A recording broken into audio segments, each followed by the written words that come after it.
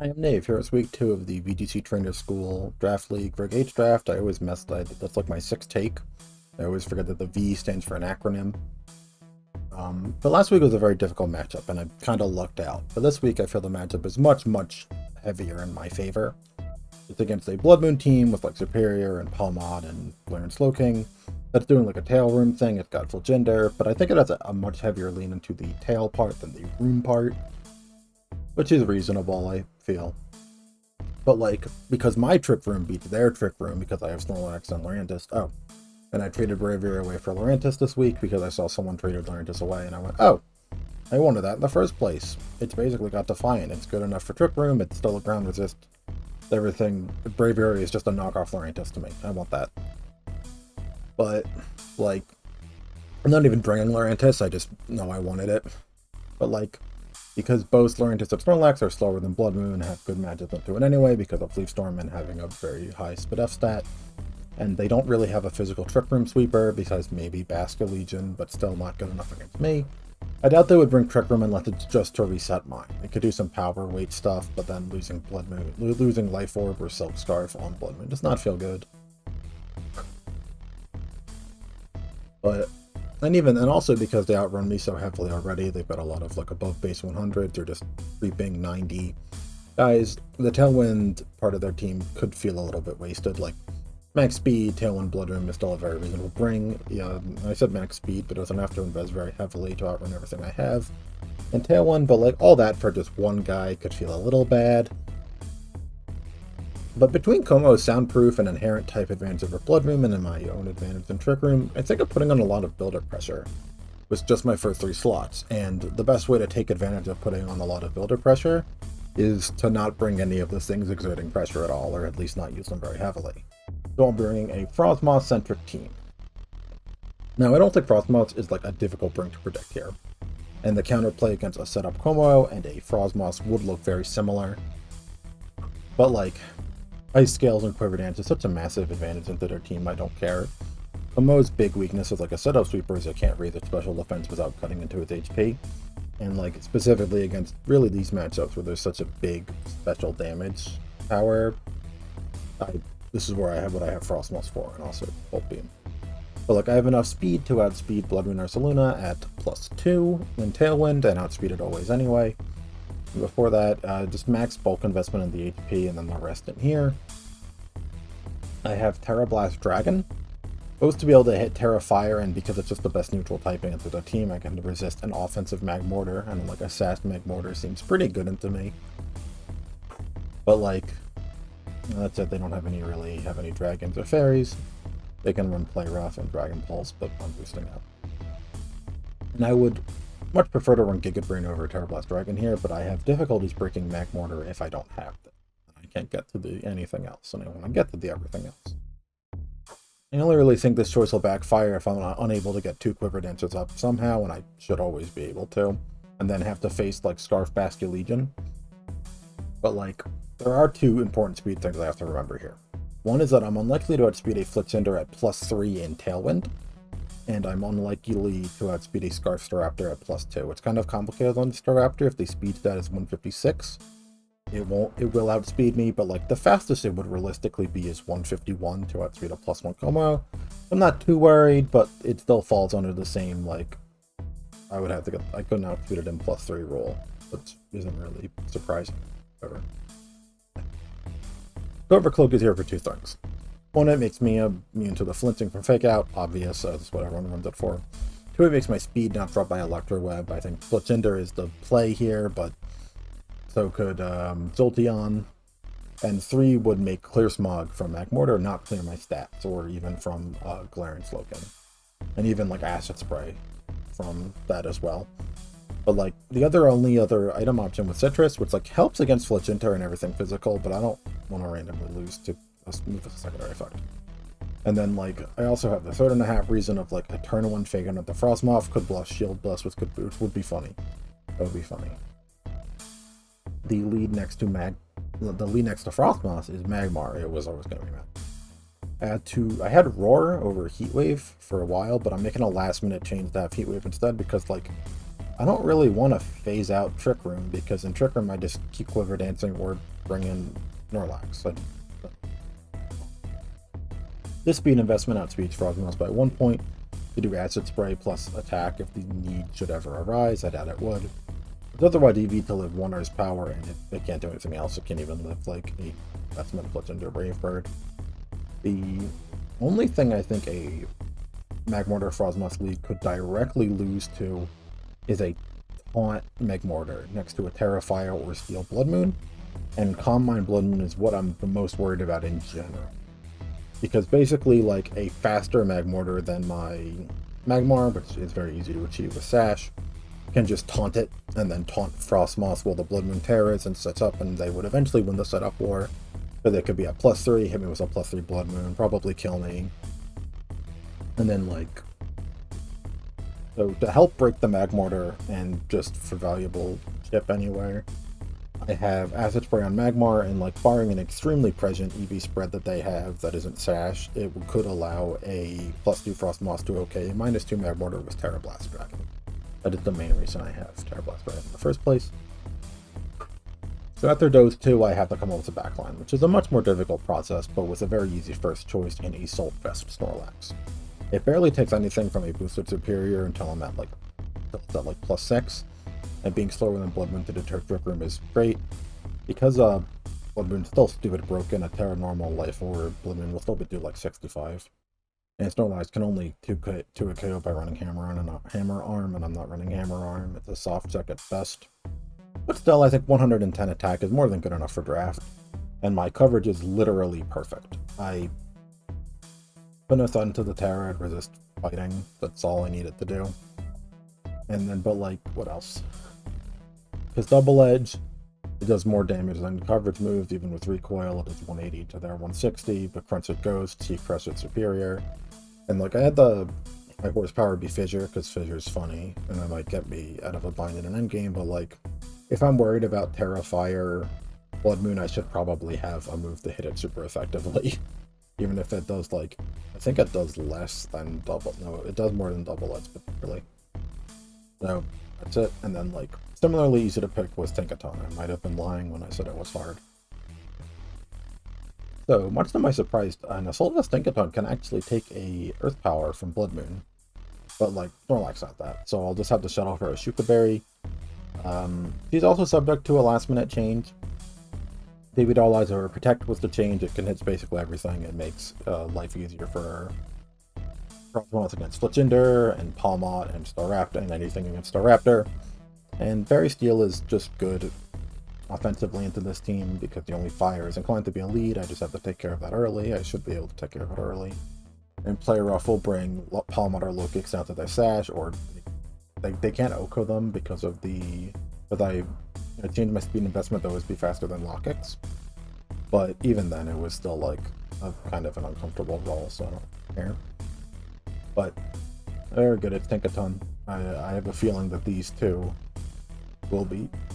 Three, I should say, Magmar, Tinkaton, Como will be what I'm bringing basically every time. You can't beat them. Then I had to bring Como. Actually, 3 of them were that easy, and I was being dramatic. I went back and forth between like a few sets that I think are all pretty decent. I originally started with like Setup, Iron Press, to deter the physical attackers, and then I just sit on the Blood Moon and do whatever. But like, my problem with that is I can't actually live a Blood Moon, like I don't even think I can live a normal Blood Moon, but definitely not a Terra Normal one, so I voted against it. And Orangaberry seemed dumb, but like, I just went with Sash because like, this is a not so fun Como fact, is that like, if it doesn't have a boosting item, even a no bulk Blood Moon won't die at close combat. And since it can't reasonably survive a Blood Moon in turn, I went, okay, I want them to have to be forced to invest a lot of resources in taking Como down. Even if it's not a direct setup threat, I still need to be able to go, this is my big guy. Don't you want to hurt my big guy? And having to, forcing a double up, or because it's immune to soundproof, is very good. It's very, very good. The Sash speed is conveniently enough to outspeed Fletchinder at max speed, and like, I don't know if I'll do it, but the plan is like, I can fake out Fletchinder and then Rock Slide and kill it. There's no Tailwind. and maybe I'll have the speed advantage from there. Probably not, but it's still fine. Rock Slide is still okay, it's still a spread move. Close Combat is obvious. Throat Chop, I just need a move that ghosts. And I can shut down Hyper Voice for whatever's next to come out. That's a fun benefit. I'm like basically trading with this Terra Stellar. I'm trading the potential to force Blood Moon to attack Como with Blood Moon, because I would be immune to Hyper Voice, and then I would be immune to Earth Power for the damage of Terra Stellar. But like, since I'm not doing setup, I think the Terra Flying thing is more of a cute gimmick than anything good. If I did decide to run setup Como, I would run Dragon Dance. I think a lot of, because of the spread move thing Frostmoth has, it would be a lot easier to like Dragon Dance 3 times and attack something, but like finding a Terra is uncomfortable. I would only be able to run Terra Fairy because I'm ready already. So I would have to like, not only would I have to run Terra Blast to do it, get everything out of that Fairy typing, but like I would still be able to be burned. So I thought still could have been Fire and just killed the Blood Moon. But yeah, whatever. But no, it's because like if I was at +2, I still couldn't kill the Blood Moon, so I had to not do that. And then lastly, Noivern. It's faster than Blood Moon or Saluna in Tailwind, and it's capable of OHKOing it at no bulk with Terra Dragon. This outspeeds all their Scarfers, even if there's no Tailwind, and it provides some good spread damage next to Como with Spoon Burst. And like, I don't know, it's just having the extra special damage is very, very valuable. It's definitely the weak link here, because like, it can't help Frostmoth setup, it can't really help, like, I don't know, I don't really want to match Tailwinds with it, because I would have to like take the Sash off or whatever, so. But I think it'll still be good. Frisk in the Frisk, if I got that Frisk something, that's fun. It at least bluffs. It at least bluffs that I'm going to match Tailwind with them and do something funny. But I think I've gone through the rundown of what I'm scared of the most anyway. Terrified Blood Moon. Could also be Terra Steel, but I don't think you run that with Como around. And then like the Taunt Mag Mortar thing, but they'd have to be really greedy for that. But like Palmat on its own is super good, just in a vacuum. It's the most individually threatening thing against me. It has 85 to 99% to Snorlax. This is the minimum bulk it takes to live. Close combat to put the resident special defense for the attack, so uh-oh, that's not good. So it's still a big problem for Frostmoth. If it is Sash, it probably is Sash. I'm not even gonna get into Revival Blushing, partly because I don't think it's that good. But like, getting that thing dead is a big deal, and hopefully I can, if I get Flame Body to go off on it, it will be not an issue. But that's it. The battle's in 1 hour. Let's go game time whenever I say whatever I say here. I don't remember what I say here, but game time. No Felchinder. Pretty good. Legion is unexpected. I expected Superior in that slot, I guess, but this also makes sense. No Mag Mortar, so no Taunt is pretty good. I think, looking at this, we can just bring these two. I think bringing these two looks fine, especially if I want to pull up Jolteon's stats. I want to pull up, not stats, I want to pull up the move set. Because like, if Jolteon probably gets Taunt, I don't think it doesn't get Taunt. Alright. But yeah, no. I'm pretty confident now. But yeah, I was just worried about Taunt Mag Mortar, and I don't think anything here learns Taunt. I think Staraptor does, but not really a big deal. We also have to depend on, like, see what's... I don't know. Alright, we're ready. I was going to cut until we're ready. Linus and Rusty, we're double protecting here to scout out what the Raptor is going to do. The final Gambit, that would suck, but I'm not going to make that commitment.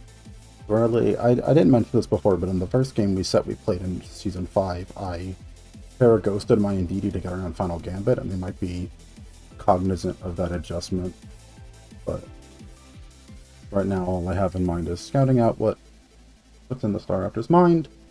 Yeah. Let's see. Linus and Rusty. Did you hear that Gen Z is trying to cancel Linus Tech Tips?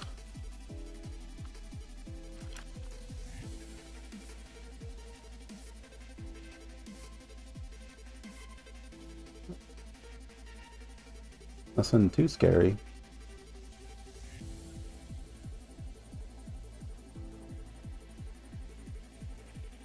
So we might have... This might be it. Well, follow me. We'll Terra Blast, and then we'll just Ice Beam. No. Stick to the plan. Stick to the plan. Double Shock probably kills here, but we know if the Palm Mod is faster than the Staraptor, it's not Scarf.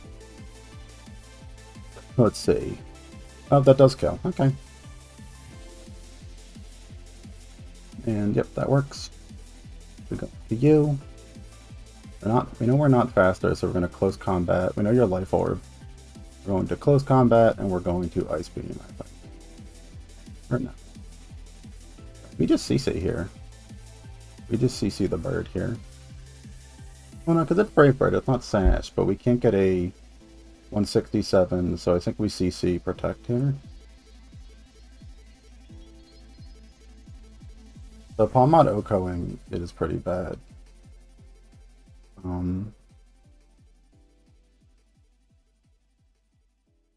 Does Palm Mod have, like, Faint? I don't know if Palm Mod has Faint.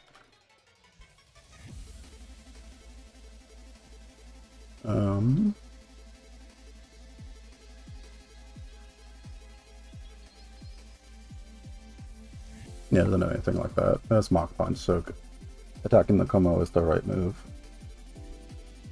That's fine. Double fine. That has Vacuum Wave, so that's that doesn't matter actually. You see Ice Beam.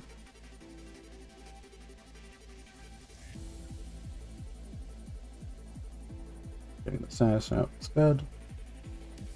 Big Drain would be very helpful here. The Vacuum Wave shouldn't kill. Should be fine here. Like I'm faster than this. What's its name?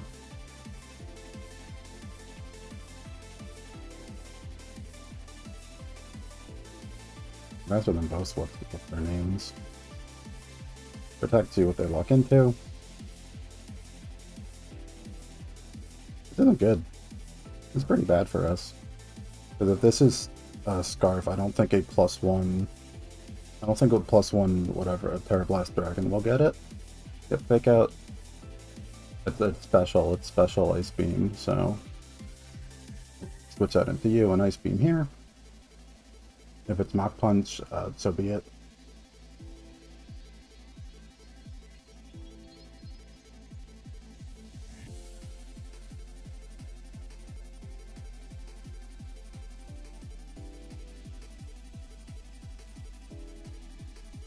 Yeah.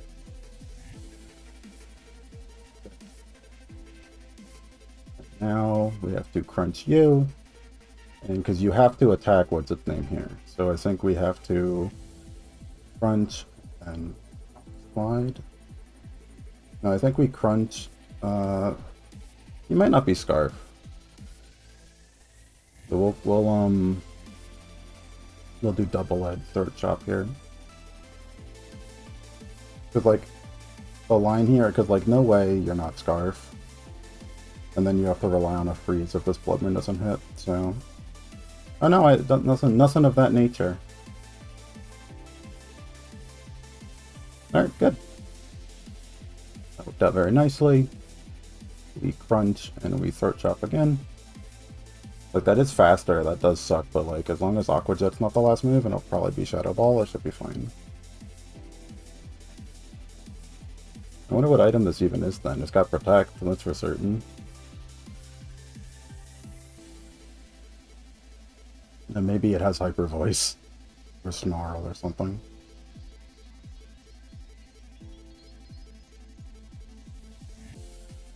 I'm going to get Hyper Voice. Oh wait, it's got Muddy Water. Oh no, it doesn't have Muddy Water. That was scary.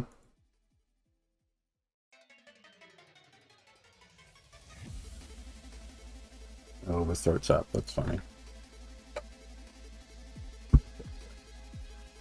That's tough. So I think I know what's better here. We can do the same lead I think we can do the same lead. I think we can do the same lead and then we adjust what's in the back. We do Denoivarn. Denoivarn should get everything here, and I guess Pingaton seems okay.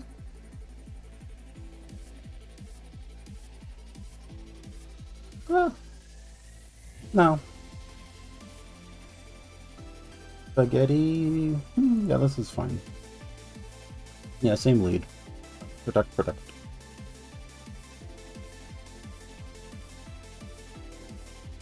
If you fake out the Frostmoss, that'll be your own undoing. Because you're not. Yep. Oh, it's gonna roar or something? Yeah, whirlwind, that's fine. Covert Cloak and Life Orb, I knew that. Yep. River Dance again, and Drake a Meteor.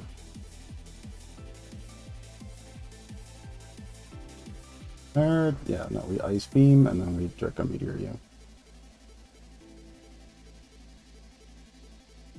Like, the Ice Beam should get the Star Raptor if it's Covert Cloak. Whirlwind has been tech a lot of everyone really likes in this draft for some reason. And like, it's pretty good, but yeah. Like, you get this happens, like if you're killing something on the same turn, I just get my guy back in and like, and now what? You killed my Magmar, you're gonna do that anyway. You denied my boost, but the switch in was pretty good. And like Dracometer will always get the Linus here. I don't think it should get switch-ins very well too. Yep. That's dead.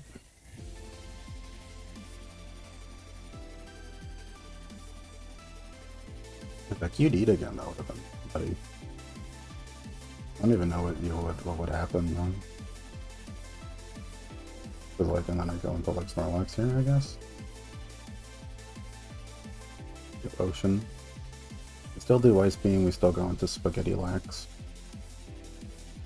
The Ice Beam is kind of bad here, so I guess we just do... We can do the same like kind of trick though. Yeah.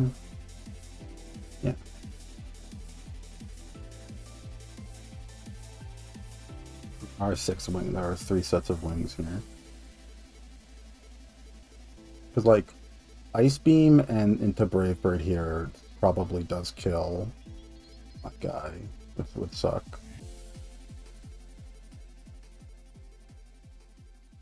Final Gambit? That's fine. That's totally fine. I could not care less about that. In all honesty, I don't give a shit. Oh, it's Assault Vest Ursa. Okay.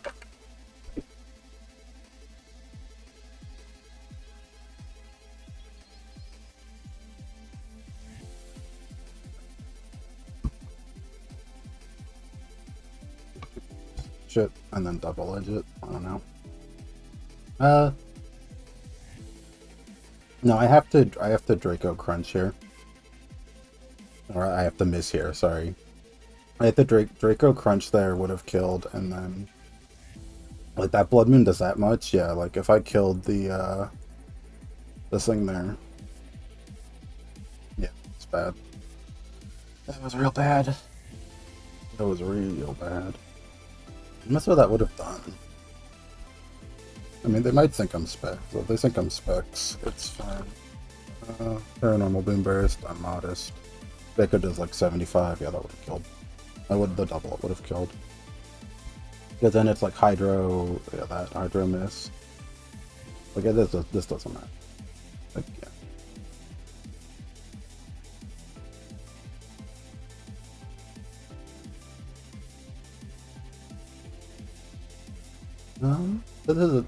I always got a game for this. This isn't a big deal. Ah, I die. So Snorlax is still incredible. There's still nothing wrong with Snorlax here.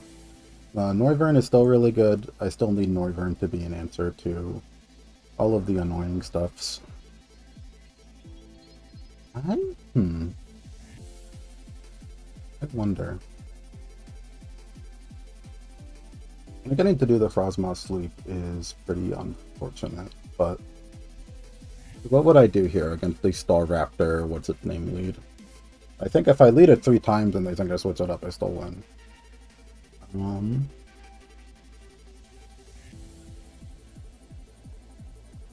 much do I just do to this Terra Dragon? How much do I do to pod the Palmot?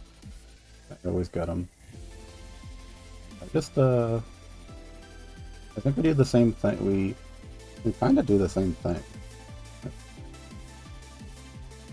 We can do that. We should do the same thing. We always have to do this pressure. We do this. I think the issue is we just don't bring. Do we bring Pinkaton? I don't think so. I think we just do the same thing again. Like, it does seem bad, but it does feel kind of bad. But I think like they revealed the Raptor's bag of tricks to me, right? So I think in that scenario, you're thinking, yeah. So I think now we protect to see where the vibes are at. Because I didn't do that last time. Kind of bit me.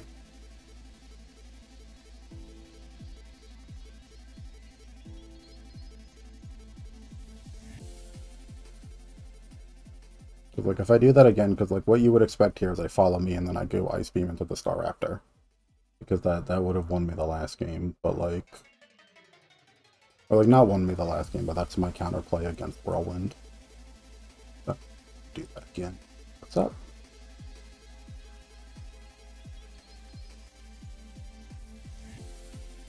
Yep.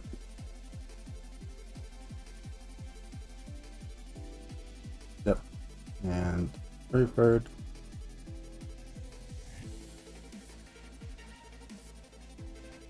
Yep, but we Ice Beam.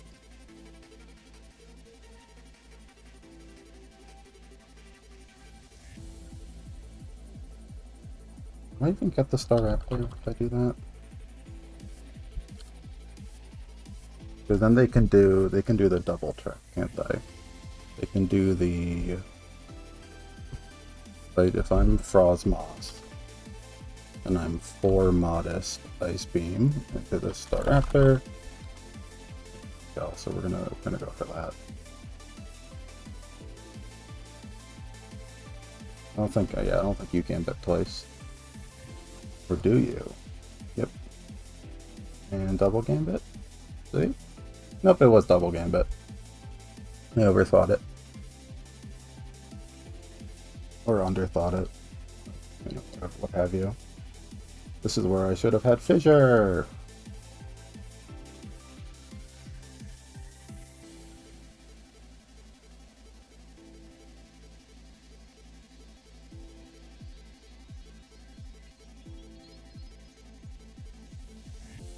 I mean, I think there's still an out if I crit the... If I crit the no, because of what I have to crit the Basculage in here and then double up the Palmot because it will Ice Beam me. Like... That's fine. Right. That doesn't kill. Alright. Too bad, so sad. Yep. Alright. That was embarrassing. Because what, like, I don't know what could I have done. I think in prep, I mean, I just got that turn wrong, right? Like, I could have switched into the Snorlax and then tanked the Gambit. I just didn't think they would do that after the first turn protect. Is all. Anyway, so to switch. Alright. No team review this time. GG's. No, I should have switched into Snorlax. I didn't think you were built like that. But you were. Alright, there we go. I'll record this and upload it.